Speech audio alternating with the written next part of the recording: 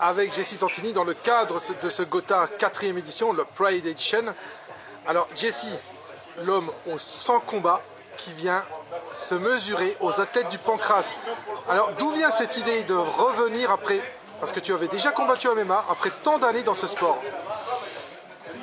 Disons que là on est en train de former une équipe professionnelle avec des anciens karatékas et des nouveaux karatékas sur Nice.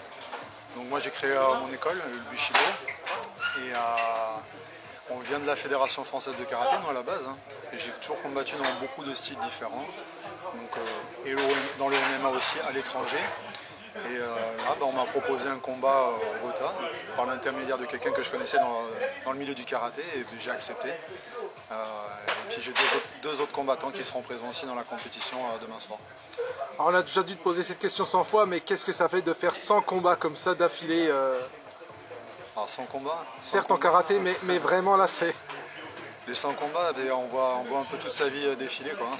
On va jusqu'au bout. On ne peut pas aller plus loin, je pense, au niveau de ses limites. Et puis, je parle autant physique qu'intellectuellement parlant, hein, parce qu'il arrive un moment où on est vraiment sur le fil. Et puis j'avais quand même une belle équipe aussi derrière moi pour me soutenir.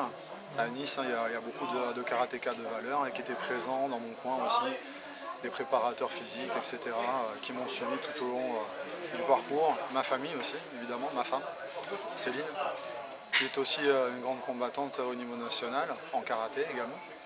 Donc tout ça, ça a été porteur pour aller jusqu'au bout de la démarche. Et là, c'est donc ce nouveau défi en Pancrace?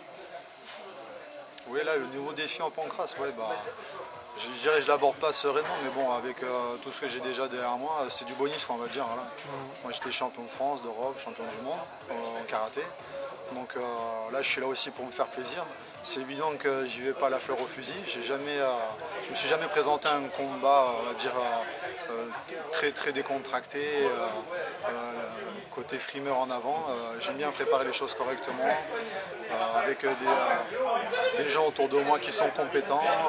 Donc là, j'avais des préparateurs autant au niveau de la boxe qu'au niveau de la lutte. Voilà, il y a beaucoup de choses autour, des gens compétents, on va dire. En tout cas, on est content de te voir, nous, de voir débarquer un homme comme toi dans le milieu. Alors, est-ce que ce combat, quelle que soit l'issue d'ailleurs, te poussera à en refaire d'autres ou à plus ou moins long terme? Écoute, je te dirais que par le biais des arts martiaux et de tout ce que j'ai pratiqué déjà avant, j'ai déjà, on va dire, flirté avec le domaine du pancrace, hein. Sauf qu'à l'époque, bon, ça ne s'appelait pas forcément le pancrace, hein. Mais oui, certainement que je vais continuer, même si je vais avoir 39 ans là, en septembre, pour moi c'est qu'un détail. Tant que je me sens, tant que j'ai l'envie, c'est ça le plus important. Et là j'ai l'envie.